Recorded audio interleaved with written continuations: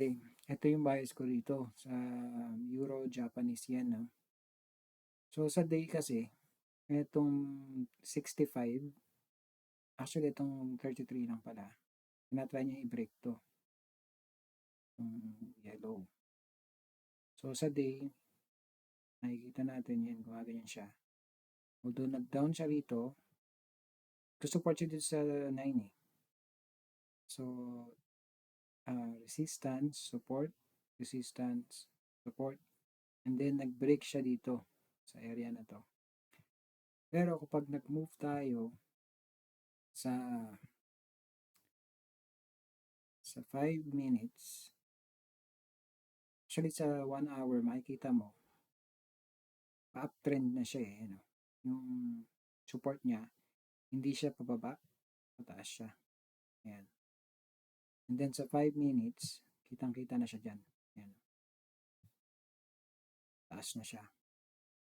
So, currently, sa 5 minutes, tinatry niya yung break yung 65. So, ang plan ko rito, maaari pa kasi bumaba to bukas, which is Sunday dito, ng alas 3 ng hapon. So, hihintayin ko bumaba dito yan. And then, mag-move ako sa 1 minute.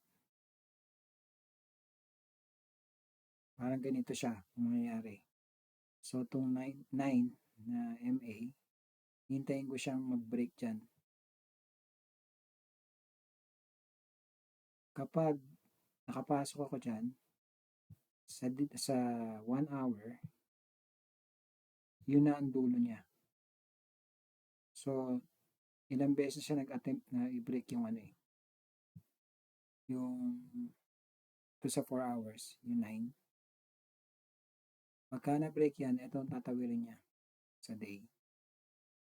So, pag na-break niya rin yung 65 sa day, mag-stop dito yan kasi may resistance dito yun. Pero overall, pag tinignan mo siya, uptrend to eh. Nagano lang siya dito. Tawag doon yung pagka pullback. Yan. Nag-pullback lang siya dyan. Pero eventually, kita mo naman, pataas pa rin yung support dito. Pag na-break yan, dire-diretso yan. Hindi, mag-stop muna rito kasi may resistance area dito. Pwedeng pumangat dyan and then bumalik pa ng konti. Tapos tataas siya dire-diretso. Hanggang sa ma-reach niya yung all-time high. So, ang plano ko, pag nakapasok ako bukas, dun sa pinaka-lowest niya, for 5 minutes, isi-swing ko ulit to. Hayaan ko siya hanggang sa makarating siya rito. Which is, pag tinignan natin sa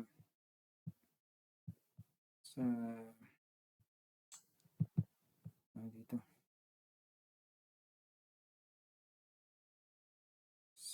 sa broker, mag 1% lang ako dito.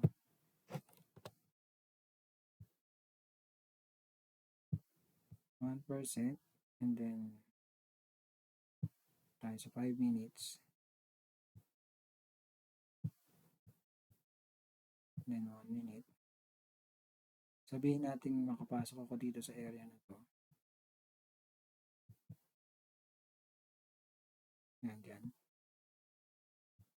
Hindi, actually, sa 1 minute. Yan, dyan, sa area na to. Yan.